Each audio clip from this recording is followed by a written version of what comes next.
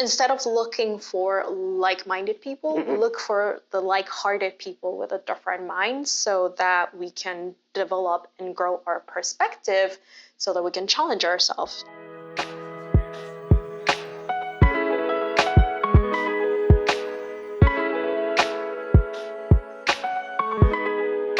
So hello everybody, welcome back to the Current Art Podcast. And today I'm at an extraordinary place called Prime Produces in Midtown New York, Manhattan. Hell's Kitchen. Hell's Kitchen, yes, exactly. David and Yuko, could you please tell me a little bit about what is Prime Produce in your own words?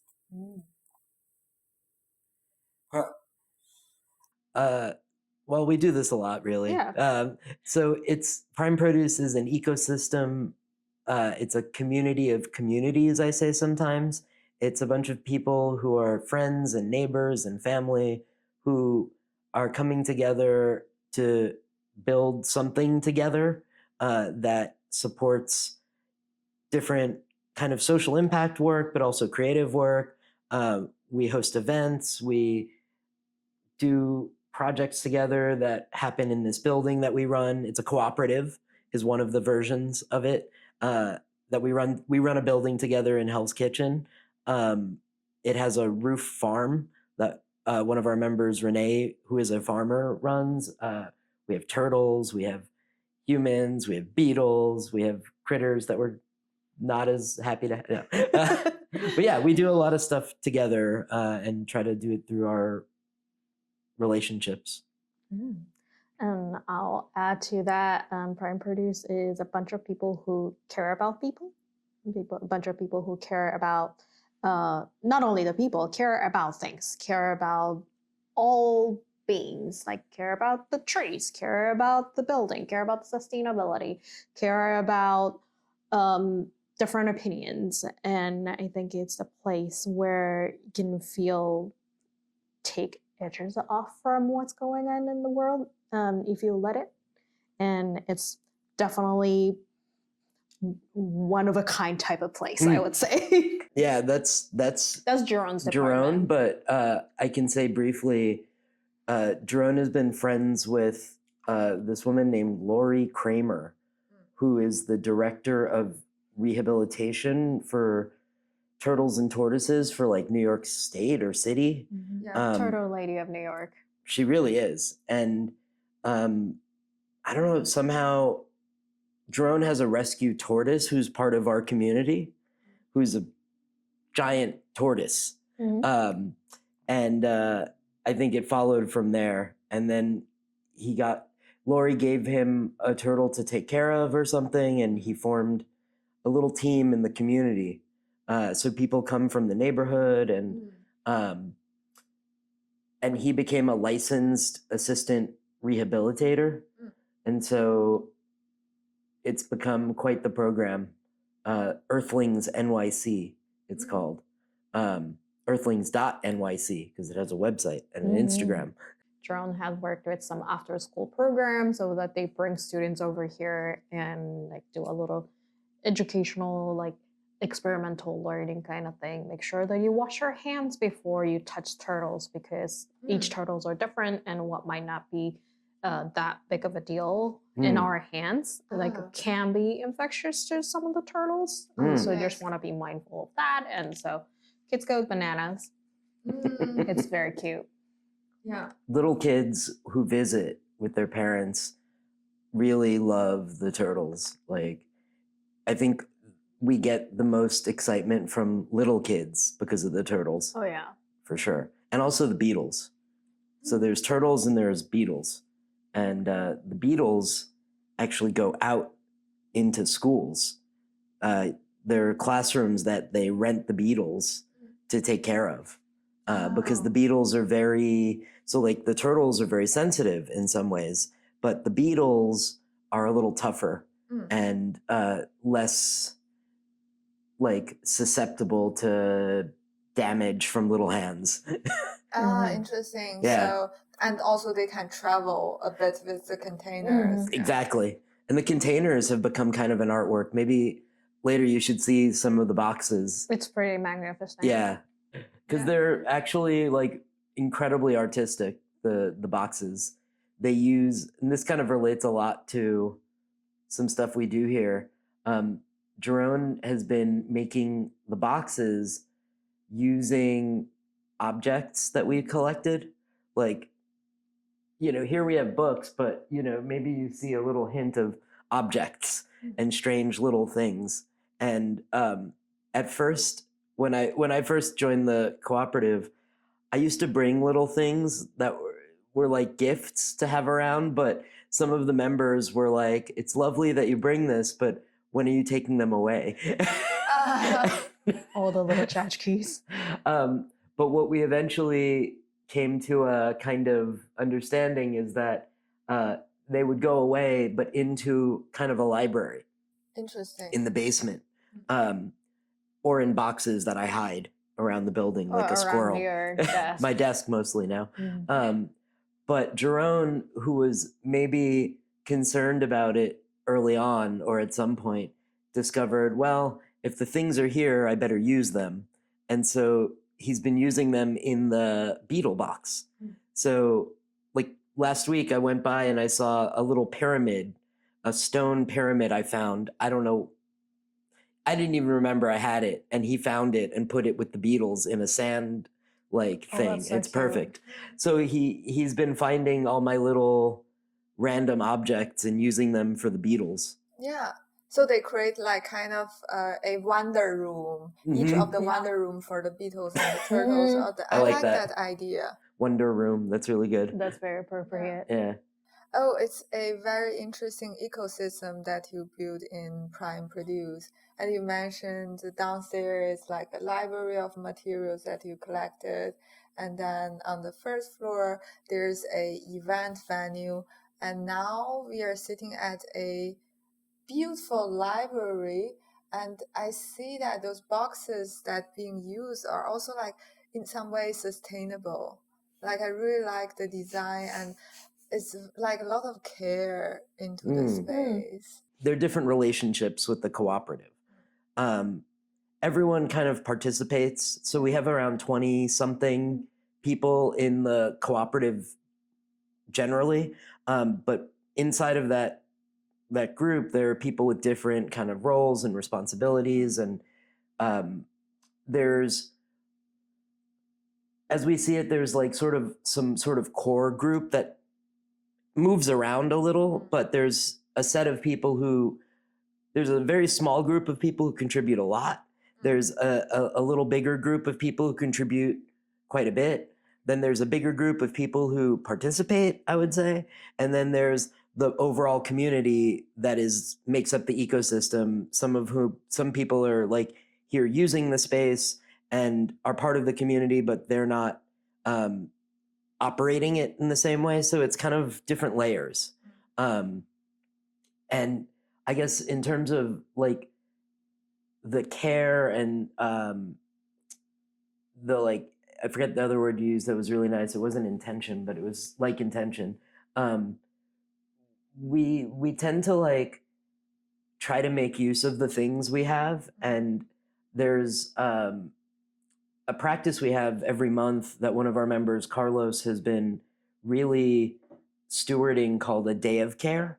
That is when the most like intentional action around the care of the space happens. And the practice moves around the building every month and cares for different spaces depending on like what we see as the needs. And we have a visioning session for it. And then everyone comes together across a couple days to like do something for that space. Like taking care of the space. Yeah. But then also in terms of care and people, Yuko, who is both now the chair of our board, but also has the official title Director of Love. Director of Love? Yeah. DOL. Doll. Oh. Haven't thought about that one yet. Good one. Yeah. I think that's very appropriate as a grandma. Yuko's assumed the position of like community grandma. Yeah, Yeah. I was telling you about that earlier. It's like I want to be a grandma with a cookie. Have some cookie, dear. Yes. Tell me about director of love. About your department. How do you manage people in this love department? I can't actually remember were you the one who started calling the director of love? I don't remember how that came about, but I think one thing that I can say is that, like something they would remember, like I did a show called I Came Here to Be Love. And like one thing that I constantly shared with a group of collaborators, I was like, we're people first, we're human first. So let's check in as a human first, right? And so if people are having a rough day, like they might need to take a minute. And if people are having so and so, then let's have a space, at least open a space so that people can talk about it. Or if they choose not to talk about it, that's okay too, but just wanted to offer space, right? So things like that.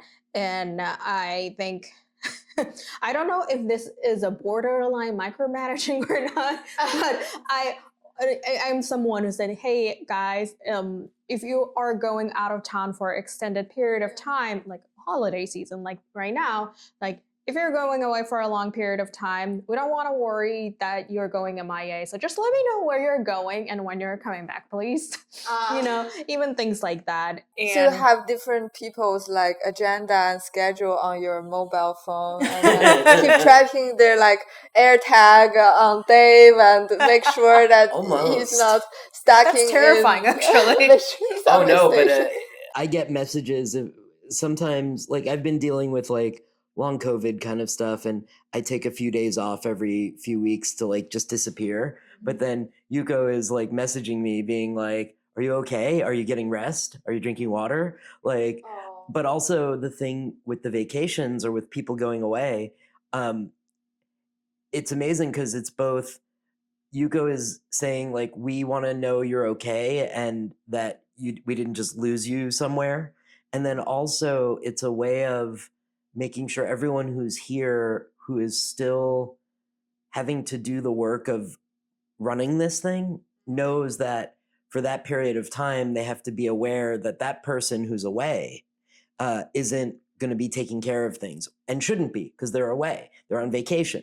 Like, it's a big thing we're all working on to not get burnt out. Mm-hmm.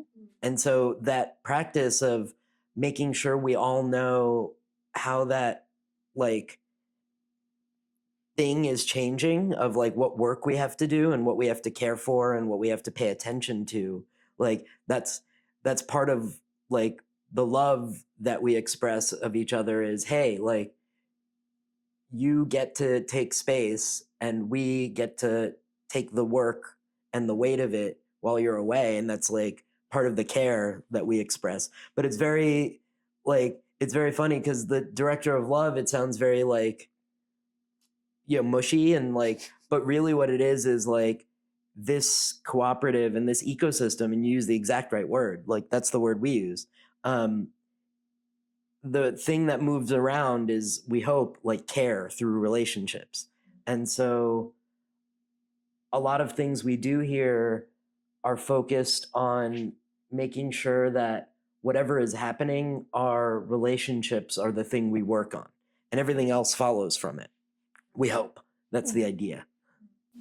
Yuko, that's a great talk. Yuko, I think that is amazing job that you're doing, because I imagine that's a lot of work to actually keep everybody in mind and then arranging each other's schedule and then like inform them what are their responsibilities and keep that all in mind. This is incredible. We're here, we choose to be here. Nobody need or forced to be here in this cooperative, right? And doing cooperative, especially in New York, it's very, very hard. Yeah. It's a very hard work, and people choose to be here, right? So, and we're all very busy people. I know. Right? As you can imagine. And you travel a lot too. And, Dave has multiple projects going on all the time. And it's bonkers. So it's important, for at least for me, to be supporting everybody's project, or at least my intention is to support everybody's project. Even that means I'm texting and say, hey, I'm not there for your event right now, but I'm there and praying for you in spirit, right? That's one way of showing the care. And one thing that really hit me that this needs to be a little bit more intentional is one of our member, Charlie, like we couldn't get hold of her and she was going through her illness and unfortunately she passed away. And with that and COVID, like we don't know what people are going through behind when they're not here or beyond our chat or beyond like any digital medium that we might see on the public facing. We don't know what's going on in people's life. So it's important that we take human approach and it's like, how are you doing as a human? Really, how you doing? Like, I very much am intentional of asking people that question on whenever occasion that I get. And that happens at the big, like, we literally start each meeting with a very intentional human check-in. And I've even gotten to use that practice in other projects where people, I'm like, hey, before we dive in, like, how is everyone, you know?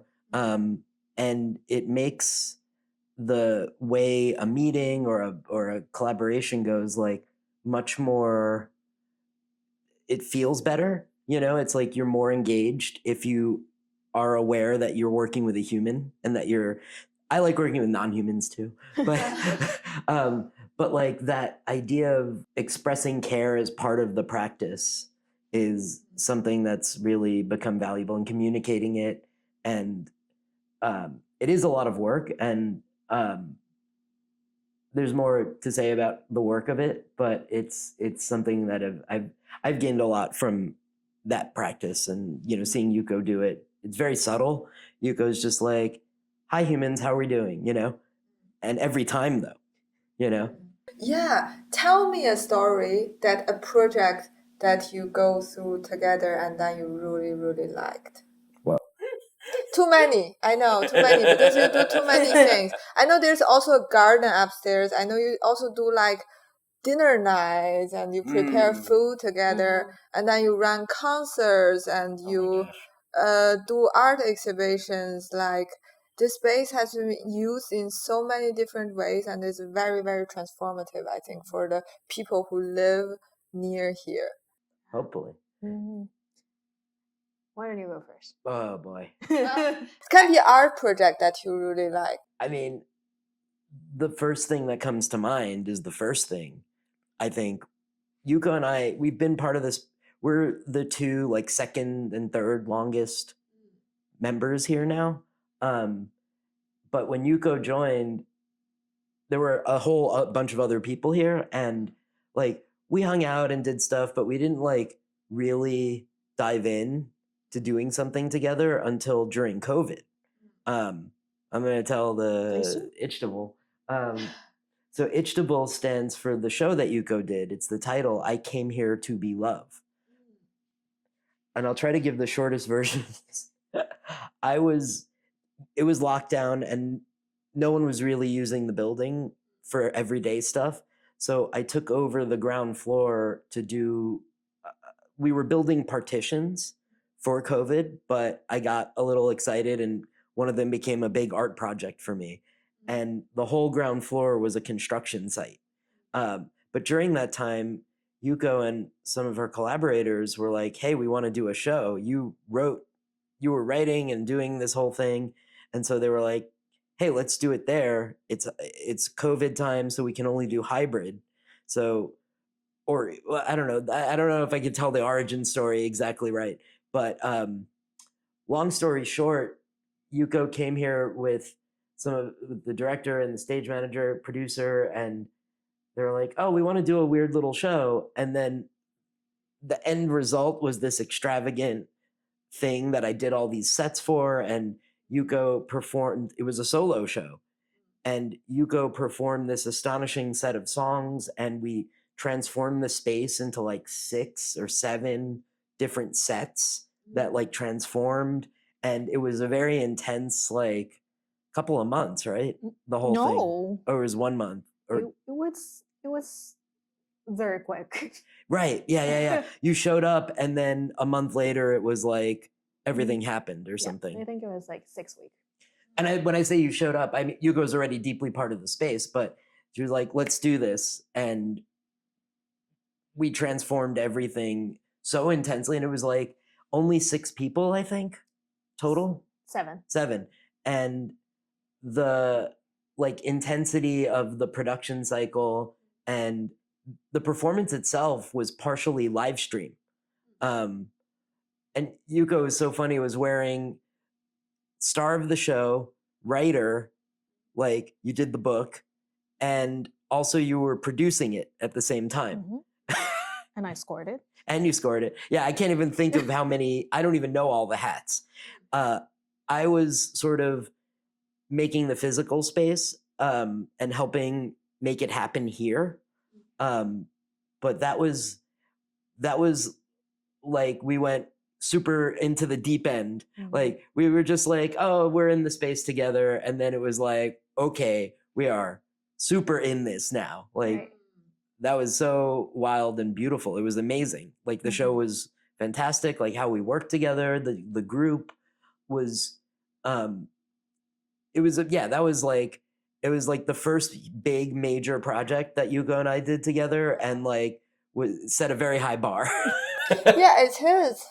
It is a theater show in some way. Yeah. And that it involved all technology, because you have to do the live stream, you have to do the set buildings, you have to do all the like recordings, this and that. Yeah. Yeah, and I love the name. I came here for love. To be love. To be love. Yeah. It's very philosophical. Yeah, and what was the intention behind it? Like, what makes you want to create this piece? What makes me want to create? There are myriads of things there. And obviously this show happened in February of 2021, right? And if all of us remember, that was the, I think, second wave. And pre-vaccine too. Yeah, pre-vaccine. And theater was shut down. Nobody was doing the production. And I had a thing that I wanted to do, a solo show on my birthday. That's a good reason. Yeah, it was. And so I proposed it to some of my collaborators, and all right, let's try to see what we can do. So throughout the whole process, everybody was wearing masks. This was before even COVID, like production regulation was set up. But we're like, okay, I think y'all had some extra procedure beyond the week my before, yeah. or 1 or 2 weeks before, we all got tests. Like we isolated Yuko basically to prevent any like not isolate, but like we all took extra precaution that Yuko didn't get sick before the show. I really appreciated that. And yeah, the show was really like, as an artist, I think we all go through, like, regardless of COVID, as an artist, we all go through myriads of so-called identity crisis. My God. Right? And I think this was the time, if anything, for one of the very few occasions, people who may not identify themselves as an artist can relate to, if I'm not doing what I've been doing, then who am I? Right? And like everything was shifted. And so what used to be my identity no longer applies to my life. So what can I do? I think a lot of people are in like soul searching, identity crisis. And I've been hearing from many people, like, while in lockdown, I started painting again. While in lockdown, I started doing more things that's creative. And that excited me, because I believe that creativity, that the relationship with art within themselves, like we all have that, right? So for me, that intention of creating this show really came from, okay, everybody's trying to figure out who they are. What is the story that I want to tell? And so that we can all go beyond this moment. And when the situation has settled down, we can come out stronger. So I think that was my intention. It's interesting because it sounds to me it's like a construction of the identity through the process of building this performance, and also through the process of building this set, this theater set. Well, the thing Yuko didn't mention about where the story and where the show comes from, it's in the title, right? I came here to be love. Yuko was also telling the story of her journey as an artist and as a human. And there's a, say the line for me, I'm a 4 foot whatever. I'm 4'10" Asian woman with what is exactly Oh God. I say? I'm a professional multi-hyphenated human. Yeah. That's what I say all the time. And you told the story of like the sets were scenes from Yuko's life. And there was a special the funniest thing, one of the funniest things we did. There were a lot of funny things in the show. It's hilarious. One of them was we did we made a cardboard cutout of Yuko, but not like a printed like photo. We had Yuko lay down on a giant piece of paper that I kept for some reason, and I drew her outline on the paper, and then we cut it out of this huge piece of cardboard. And then I didn't know this was going to happen with this thing. Yuko, Brandon, and Shino took the cardboard thing and started stapling photos from Yuko's life on it. And I was working downstairs on something, and I heard this like bang, bang, bang, bang, and they were stapling all these photos to the thing. But the show was this story of a journey from like rural prefecture in Japan to like off Broadway, basically, like, and all of these phases of Yuko's creative journey that weren't just creative, that were about like what drove her to be here and how she showed up. And she was director of love, right? Like the idea of like being love and embodying that was like tied into Yuko's creative practice. And the show was this expression of that journey and of the challenges of being an immigrant, of being a small Asian woman, and communicated through song. And then the wild thing for me was trying to like support that through the arrangement of space and objects and things. But also like our other collaborators, like Full Out Creative, like Sandy and Jesus, Kyle. Oh my God, I'm like seeing his face. Brain fog is real. And Michael and everyone like was using their creative energy to try to like, and it was a form of translation. Like Yuko was telling the story, and then we were each translating it through a medium. And it was this very like, I felt like it was a fairly radical thing, and it had a fairly large audience too. Like, yeah. I think we looked at the numbers and said, if this was a real show, this is basically off Broadway size audience. And I don't know, the fact that like we found a way to tell that story and do it through each of our like modes of expression, but it was really a story of like this journey that Yuko had been on. And it was very like, I don't know, it touched on a lot of things. And also that's where you gave me the name Alchemist. Because this is a Prime Produce thing too, that explains some of even what you noticed.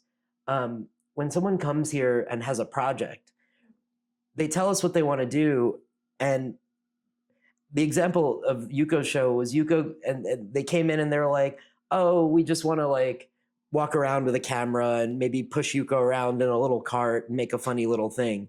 And I was like, wait, no, okay, that's what you think you can do, but like, what's the dream version? Like, what does that look like? I remember that. And Yuko was like, well, I want to be in a wonderland, and I want to go through all these like memories of places. And they told me I was like, so let's build that. And we took the basic idea and turned it into its like dream. And like literally taking like the garbage that I collect as treasure and transmuting it like an alchemist, like into that vision, and it looked pretty good. And we were like, oh, we started saying that to people who come here to do events or shows. We're like, what is your dream version of this? Like, how do we make the thing you're trying to do real? Don't just think about like, you know, the basic version of what you're trying to do with little scraps. Like, we're very scrappy, but we make it look a lot less like scrappy. Like we've done, you were saying we do shows, like we've done a couple of gallery type shows for artists who haven't had a show, and it somehow comes out looking like a gallery show, even though we're this messy do-it-yourself kind of space.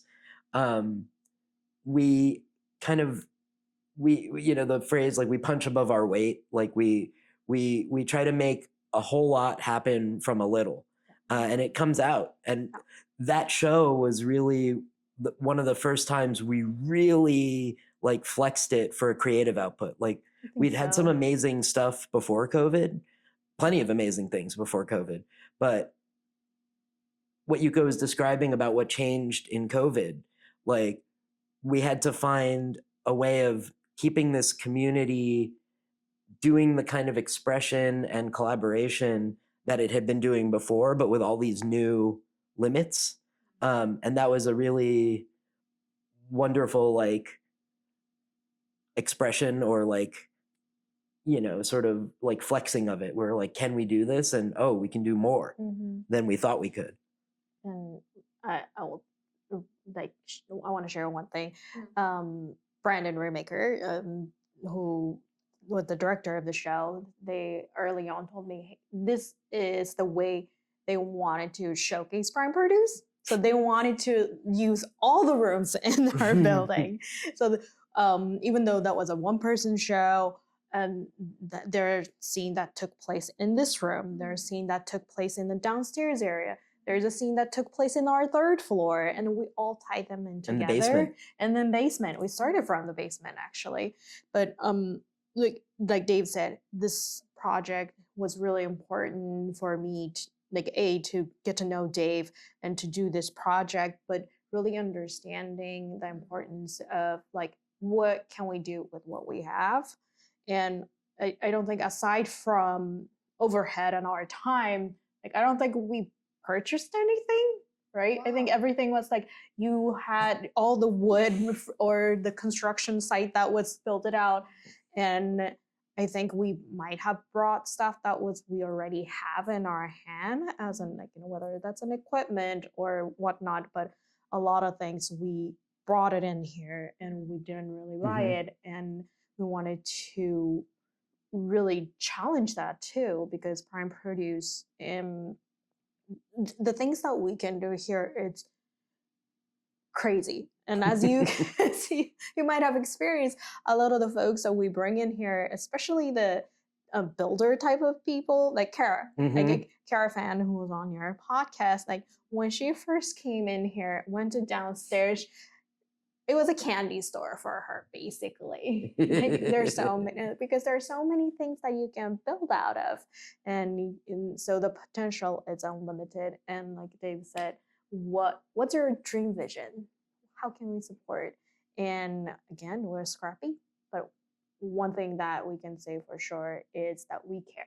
Yeah, we care, and that's something that we are very proud of. And then just add to that one more thing, and like one thing that I learned in very early on, before we even started this relationship of collaboration, really grateful that I learned from this place, is that instead of looking for like-minded people, look for the like-hearted people with a different mind, so that we can develop and grow our perspective, so that we can challenge ourselves, right? Because being with like-minded people can put you in silo. And so I'm very grateful. That I believe that was Chris Chavez. Like hearts, but unlike minds. I think that's very... He expressed being sick of places that were like-minded people getting together. And he was like, I want to have disagreement. Or if there is conflict, like we need to embrace it as a human thing. which is another facet of what we do it's very challenging to work through and really rewarding when we pull it off, is how we have disagreements, we have different visions of, especially around the space, like everything Yuko described is like the most successful version. And then there's times when people are like, so much messiness. there's too much stuff, or like, people aren't sure how they fit in, and we have to work through these conflicts as something that a complex group of humans like can benefit from working through. And it's like we have conflicts that we're still working on, but because we embrace it as something that is part of doing a thing like this, like we have a lot of hope that we can work through a lot of these differences in a way that is healthy and makes us better for doing it. And it's true. Like we come from like, it's a pretty diverse set of people from a interesting range of backgrounds and like cultures and personalities and communities and like all manners of identity, like, and somehow we have maintained the ability to like navigate those differences, which is when I first like became part of this community, I remember like thinking a lot about difference and like embracing it and trying to like understand how like difference allowed us to do more or be more creative or like hold richer relationships because we embrace the difference, which I think is something that's like stuck throughout. Yeah. It's not always easy. No, yeah. That's very impressive what you're talking about, embracing differences, especially in the society. Right And- now, yeah. Yeah, I know it's difficult political time, but give me a bonus tip about how do you resolve conflict or how do you deal with difference? We want to know. Yeah, this It's is a good like answer. everybody want to know about it because we can be in conflicts the whole time, especially through collaborations. And how do you really like calm yourself down and find a way together? Oh. Actually, Okay, I have an answer that is not coming from something I know, but is from what I wish to be doing. And it's two parts. And I'm quick to answer this because it's something I've thought about a lot.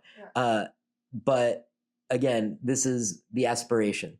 The two parts that I think of are like, well, we have a friend who counsels us on some of this stuff, and his advice for some of these things is like how you show up sort of energetically and the intention you show up in the conflict determines a lot. So like something simple like taking deep breaths and like sort of getting to a more like calm, still place to listen and like be present in the situation.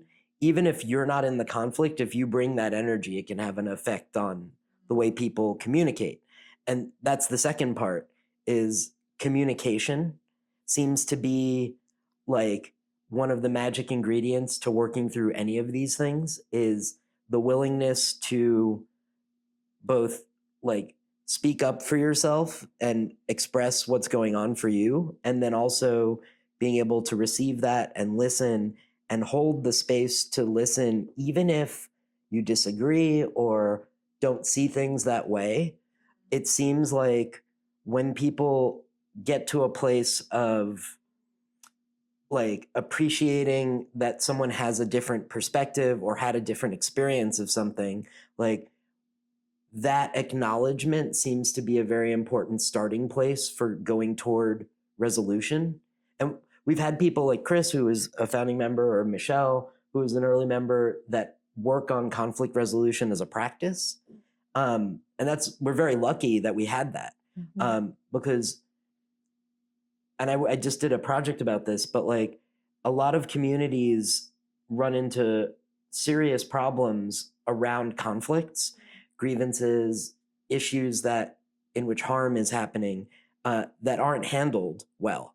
And we're far from perfect in that. In fact, like we're about to look at our process and say what doesn't work. But that's kind of why it works, is because we're trying to be very present. We're trying to be very open and communicative about it. Like last night, I had a call with a member who had heard about issues someone was having, and we spent a long time talking through it. And Yuko and I are going to talk about it today. And like the fact that someone was willing to communicate, I was like, that's the key thing, that someone is comfortable to say something and feels safe to communicate with someone else. And we can then say, okay, like, what are the different experiences people are having? And also like approaching that with openness and like that calmness that's needed to actually make people feel heard, and also not just react, but to say like, okay, like what is going on, and let's engage fully as humans. I'm saying these as things I've learned that we're still working on and figuring out how to do, but we've gotten some clues over the years of like, you know, these are things that have to happen. Communication and I guess calmness, I don't know. Yeah. Conflict is hard. Yeah. It's really hard. I hate conflict. I hate confrontation. As someone who grew up in a very small town in Japan, and a woman and an immigrant, and like all of the combination, I want to remain in neutral for the most part, you know? So it's really hard to navigate that. And something that has been helpful for me on my personal grounding rather is one is the Marianne Williamson's quote, everything is either love or a call for love. That's something that it really helps me to ground myself in the perspective. That's been really helpful. Also, like bell hooks, all about love. You don't have to love. You choose to love, right?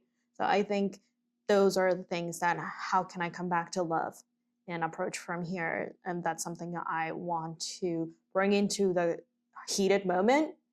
But at the same time, as someone who hates conflict and confrontation, I get passive aggressive a lot. Just want to put it out there. And Dave knows I get passive aggressive. Spicy. I get really spicy. But I think just to have a space that we can practice that in a world that everything is like, I don't understand you, I'm going to cancel you, and that's my boundary. I think being able to practice that here had made me a better communicator, and trying to understand how people's preferred way of communicating. And another thing that I can share as something that I want to come back all the time is good communication doesn't mean how good you think you're communicating. The other person get what you're trying to say, right? If other people are not getting what you want to say, you're not good communication. You might be doing like excessive communication or whatever that may be, but things that you want to convey is not being communicated. So I think understanding my communication, understanding other people's communication style and preferred way of both giving and receiving, kind of like a love language, right? I think understanding that, and again, that's a lot of work, a lot of like observation that's needed. But if you're in a community like this, I think we have to practice that. So I'm grateful for that. And I still hate confrontation and conflict. I despise it. But yeah, I'm grateful that in this particular time of the world where the world is at, I think it's so important that we practice this. And also we like food. I think that's what's a really good thing. We like food, we love to eat together, and that's what brings people together. At least that's a start. It's actually the food thing is one of the things we're trying to like find time to share a meal, and like how we come together around things like that. it's funny. It's one of the things like right now we're like, we haven't hung out together in too long and we need to be around each other more. But something you just said reminded me, that thing about communication style, which is kind of like a sort of bit of technical knowledge of like the different ways that people communicate. Like it comes back to this idea of embracing difference and knowing that different people are going to approach collaboration and conflict in different ways, and how we can accommodate or like, and this happens, like I have really severe ADHD that, as you could tell, like trying to schedule something with me, it's not just that I'm super busy, it's that I don't know how to use a calendar. Or like I run into challenges with like email and time. But people know that if I'm in a meeting, or like I said to you, we had that funny encounter where I was like, if we do it right now, it'll happen. And Yuko knows this is so funny. Like when we're in meetings and working on things, if I do it with other people right then I can write an email or make a calendar invite. And people knowing that about me know that they have to kind of give me a certain kind of support that can sometimes be work for other people. But I guess it's one of the blessings or good fortunes that I have, that in this community, people embrace that difference and they're like, okay, for this to work with Dave, here's what we need to do. Mm-hmm. And it takes a lot of work to get there. And I have to grow and change over time, and I have over time, like to be able to do it. But being able to do that, it's one of those things that like we know someone is really kind of a committed part of this community if they're moving through those, I don't know, they're like people's willingness to adapt and engage in different things that other people need, like is a thing that strengthens how we work together.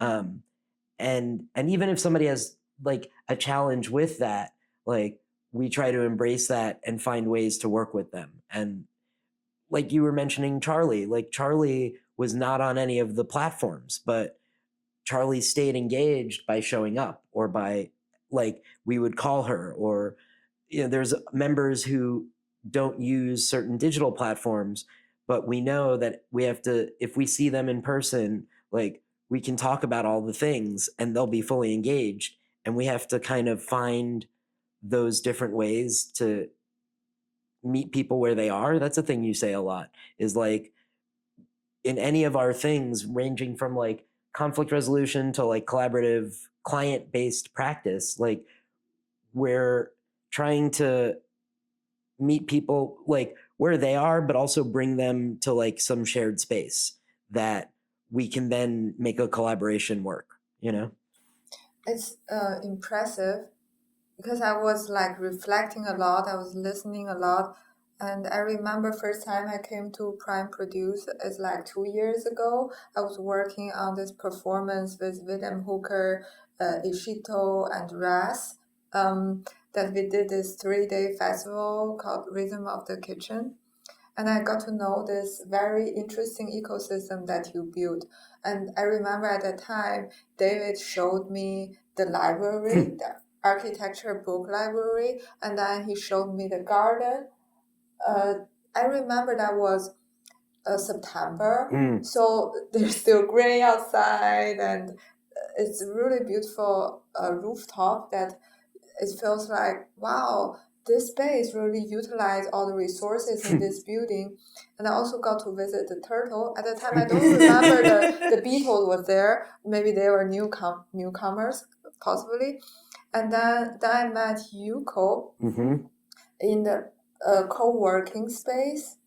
Do you know from outsider eyes why Prime Produce can thrive in New York City, Midtown, in this very like noisy, stimulate places? Is that I think in this place, everybody got to be dreamer once, but everybody also got to be like constructor. So you're constructing each other's dream, and it's very rare to find a community like that. So to be loved and cared for outside of your home. And then today, this morning, it's interesting you mentioned bell hook. I was coming here on the subway with bell hooks all about love. And I noted down a quote that I want to share with you because that matched my imagination of your vision here. She said, when we see love as a combination of trust, commitment, care, respect, knowledge, and responsibility, we can work on developing these qualities, or if they are already a part of who we are, we can learn to extend them to ourselves. Whoa. God bless bell hooks.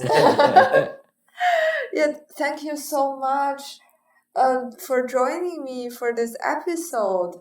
Thank you for having us. It's so wonderful. beautiful. It's so exciting to be able to talk about this.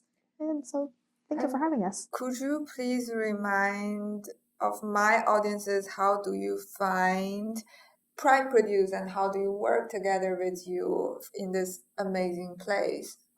And some basic information. Well, you're the megaphone. I'm the megaphone. Yeah.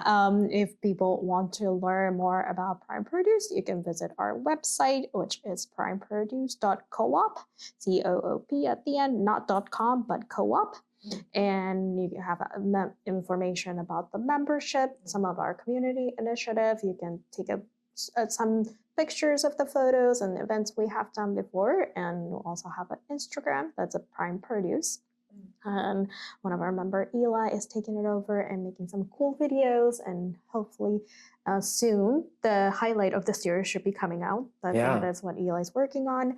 And if anybody wants to collaborate, you can contact from the form in the website or hello@primeproduce.coop, and we will get back to you. That's beautiful.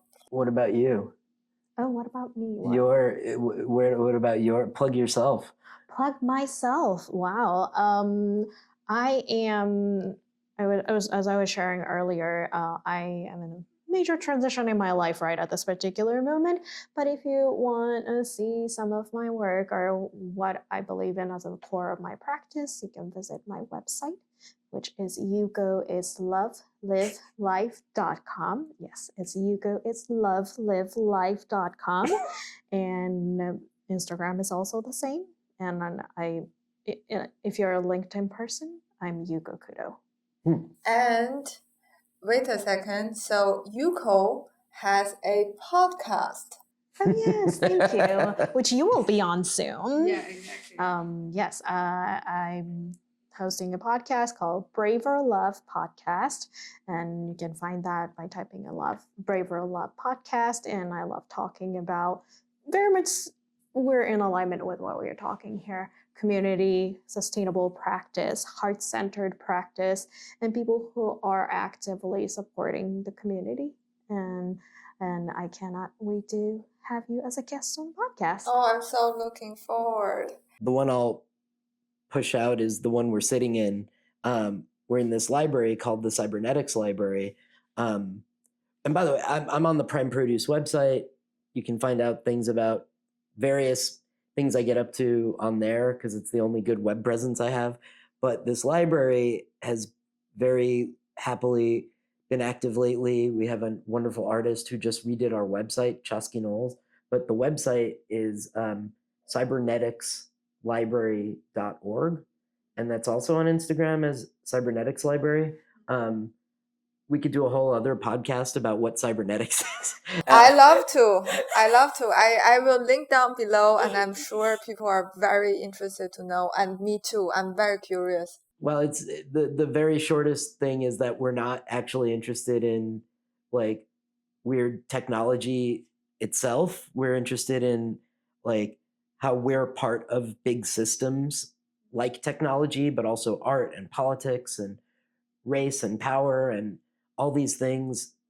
Like there's so many things that come together in the project, and then how we're part of systems, and then how the systems are part of us. It's like a loop, which explains a lot of things that I'm involved in. But I build stuff. I help organizations build their visions out. I do a bunch of stuff. Go see my friend Edlin, who's a member of the co-op. We just built a booth in the Union Square Holiday Market that has bone broth, Korean bone broth, which is amazing. And if you go there, you'll get to see something I built with my hands. Called Reclamation Foods. That's them. So anyway, booth F2. I don't even. It's on the corner. It's Reclamation Foods got a booth made of reclaimed wood entirely. Thank you so much. And Thank you. Thank beautiful. you so much for listening and watching. I'm available on YouTube Podcasts, YouTube Music, Spotify, Apple Podcasts, and Pocket Podcasts. And every Sunday, I will update my podcast. And see you next time. Ciao, ciao.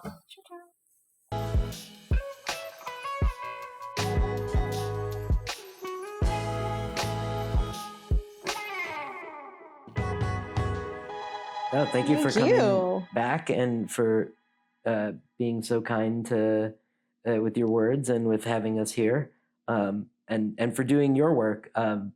One quick thing I'll say is, like, your podcast, like, I feel like we're trying to make a space and maintain a space that makes people feel safe and able to express themselves and share something together and do something together, whatever is going on in the world. Like, we think this is a place that's important to, like, keep that hope of people doing things together alive. And I feel like your podcast is also expressing that hope.